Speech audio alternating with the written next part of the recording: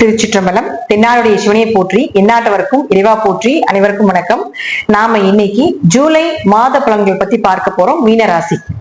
மீனராசியை பொறுத்த வரைக்கும் பாத்தீங்கன்னா, ராசிக்குள்ள ஜென்ம சனி பகவான் உட்கார்ந்துருக்காரு. அவர் யார்? உங்களுக்கு 11 அதிபதியான சனி ஜென்மத்தில் உட்கார்ந்திருக்கார். இந்த மாதம் சனி வக்ரமாகிறார். 13ஆம் தேதிக்கு மேல இருந்து நவம்பர் மாதம் 28ஆம் தேதி வரைக்கும் வக்ரகதி ஆக போகிறார். உங்க ஜாதகத்துல சனி வக்ரமாக இருந்தால் தொழில், லாபங்கள், பண வரவு, பயணங்கள், வெளிநாடு பயணங்கள், தீர்த்த யாத்திரைகள், தான தர்மங்கள், அன்னதானம் இதெல்லாம் நிச்சயமா செய்வீங்க. ஒருவேளை சனி வக்கரமாக இல்லை அப்படின்னா ரொம்ப கவனமா ஹேண்டில் பண்ணுங்க. ஏன்னா உங்களுக்கு ஒரு லாபஸ்தானாதிபதி பணம் இழக்கிறது, லாபத்தை குறைக்கிறது, ஏதாவது ஒரு வழியில ஒரு சின்ன சின்ன சிம்டம்ஸ்ல நமக்கு கெடுத்து விட்டுருவார். ஏன்னா வருஷத்துக்கு 3 முறை சனி வக்ரம், அதாவது 3 மாத காலங்கள் சனி வக்ரமாகும். அந்த வக்ர காலத்துல மட்டும்தான் வக்ரமாக இருக்கக்கூடிய ஜாதகத்தை ஜெயிக்க முடியும். மற்ற 9 மாதங்களும் உங்களுக்கு பெரிய வளர்ச்சிகள் இருக்காது. இப்போ வக்ரம் அப்படின்னா வேகம், அதிக வேகம், பிடிவாதம், ஸ்பீடா செஞ்சுட்டு அதுல ஒரு ரிசல்ட் எடுக்கிறது, இதெல்லாம் வக்ரம். அப்போ லாபஸ்தானாதிபதியான சனி வக்ரம் ஆகும் பொழுது நல்லதே. வக்ரமான ஜாதகர்களுக்கு, வக்ரமாகாத ஜாதகர்களுக்கு கொஞ்சம் கவனமாக இருந்து செயல்படுத்திக்கோங்க. அடுத்தது செவ்வாய் உங்களுக்கு 2 மற்றும் 9ஆம் அதிபதியானவர் 6ஆம் வீட்டுல போய் கேதுவோட இருக்கிறார். 2 கூடையவர் 6ல் இருக்கிற வரைக்கும் கடன் கட்டுறது, பொருளாதாரத்துல கொஞ்சம் பிரச்சனைகள், கொஞ்சம் நோய் நொடிகளுக்கு செலவு பண்ண வேண்டிய ஒரு அமைப்பு, அப்பாக்கு ஏதாவது ஒரு மருத்துவ செலவுகள், உயர்கல்வி படிப்பதற்குண்டான ஏதாவது ஒரு செலவுகள், அதற்குண்டான ஞானம் இதெல்லாம் கொடுத்துருவார். ஏன்னா கேதுனா ஞானம். எந்த இடத்தில் கேது இருக்கின்றதோ அதனுடைய ஞானத்தை கண்டிப்பாக கொடுத்தே தீரணும் அப்படிங்கிறது விதிக்கப்பட்டதே. அப்ப எந்த கிரகத்தோட சேர்ந்தாலும் அந்த கிரகத்துக்கு உண்டான அந்த நல்லது கெட்டது, ஏன் ஜெயிக்கல, எதற்காக அது நடக்கல அப்படிங்கிற விஷயத்த கேது கொடுத்து விடுவார். அப்ப இந்த மாதம் கேது சேரும் பொழுது உங்களுக்கு 2, 9 கூடையவராக இருந்தால் அப்பா மூலமாக பூர்வீக சொத்துக்கள், பொருளாதாரம், பணம் வரது ஏன் வரல அப்படிங்கிறது எல்லா விஷயத்தையும் இந்த கேது கொடுத்து காட்டி கொடுத்து அதுக்கு வெற்றியையும் கொடுத்து விடுவார் அப்படிங்கிறதா உண்மை. அடுத்தது சுக்கிரன் 3, 8 கூடையர் 3ஆம் வீட்டிலே ஆட்சி பலம் பெறுகிறார். 9ஆம் வீட்டை பார்க்கிறார். அப்போ எப்பவுமே சுக்கிரன் ஆட்சி பலம் பெற்றா அது 3ஆம் இடமா இருக்கலாம். கடுமையா முயற்சி செய்வீங்க, செஞ்சு ஜெயிச்சிருவீங்க. எக்ஸ்ட்ரா கரிக்குலர் ஆக்டிவிட்டிஸ் 3ல சுக்கிரன் இருந்தா கைப்பகுதியில் மகாலட்சுமி வாசம் பண்றாங்கன்னு அர்த்தம்.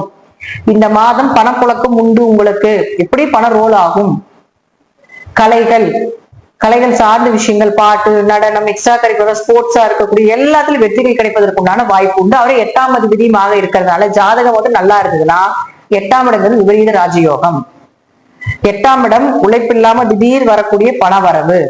அப்ப 8ஆம் அதிபதி 3ல் ஆட்சி பலம் பெறும் பொழுது கண்டிப்பாக திடீர் பண வரவு, ஷேர் மார்க்கெட்ல யோகம், பிட்காயின்ல யோகம், இது போல சின்ன சின்ன விஷயங்கள் நீங்க பண்றதுல பெரிய லாபத்தை ஏற்படுத்தி கொடுத்துரும்.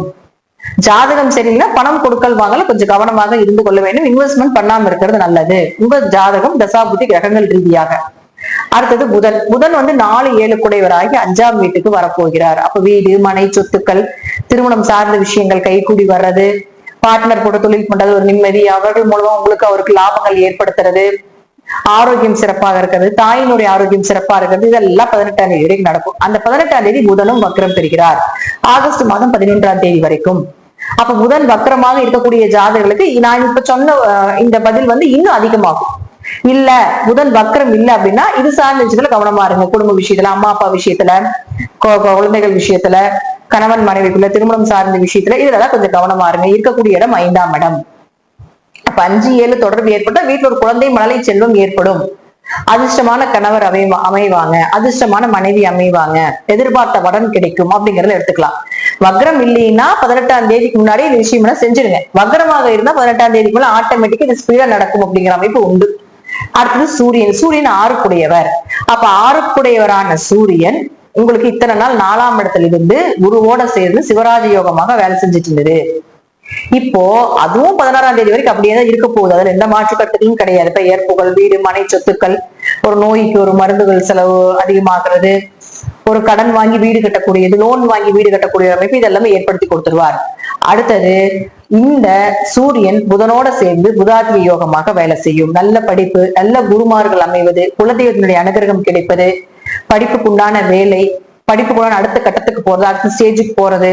சூரியன் புதன் அப்படின்னாலே அதிகமான படிப்பு, அதிகமான அறிவு அப்படின்னு அர்த்தம். அதுல ஒரு வளர்ச்சி, யாருக்காவது படிப்புக்குண்டான வேலை கிடைக்கல, திறமைக்குண்டான சம்பளம் கிடைக்கல, படிப்புக்குண்டான உழைப்புக்குண்டான ஊதியம் கிடைக்கல அப்படின்னு நினைச்சிட்டு இருந்தீங்கன்னா இந்த மாதம் ஒரு ப்ரொமோஷன் வேணும், இன்னொரு வேலைக்கு போறோம், ஏன்னா இடமாற்றத்தையும் கொடுக்கும்.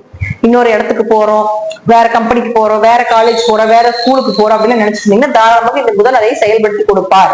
அப்ப இந்த காலகட்டங்களில் அதை மூவ் பண்றப்ப அது நன்மையாகவே நடக்கும் அப்படிங்கறதா முற்றிலும் உண்மை. இது எல்லாமே கும்பத்தை பொறுத்த வரைக்கும் பாத்துட்டீங்கன்னா இந்த மாதம் ஓரளவுக்கு 70ல இருந்து 80 வரைக்கும் நற்பலன்களையே கொடுக்கக்கூடிய ஒரு அமைப்பு. அது மட்டும் இல்லாம கும்பம் ஜெயிக்கக்கூடிய அமைப்பு அப்படிங்கிறது ஜென்மசனியாக இருக்கிறதுனால கொஞ்சம் ஜாதகத்தை மட்டும் கொஞ்சம் உங்க பக்கத்துல இருக்கக்கூடிய ஜோசியரை மட்டும் அனலைஸ் பண்ணிக்கோங்க. ஏன்னா இந்த மாதம் எப்படி கொஞ்சம் பண வரவு வரக்கூடிய ஒரு மாதமாக தான் இருக்குது. அதற்குடன் தெய்வ வழிபாடுகளும் பண்ணிக்கொள்வது என்பது சிறப்பான விஷயமாக இருக்கும். இதெல்லாமே உங்களுடைய தசாபுத்தி படி ஜாதக ரீதியாக நான் சொல்லக்கூடிய கருத்துக்கள் சிறிது மாறுபடலாம். நன்றி. மீண்டும் ஒரு நல்ல பதிவுல சந்திக்கலாம். திருச்சிற்றம்பலம், தில்லையம்பலம், ஸ்ரீ நரசிம்ம சரணம்.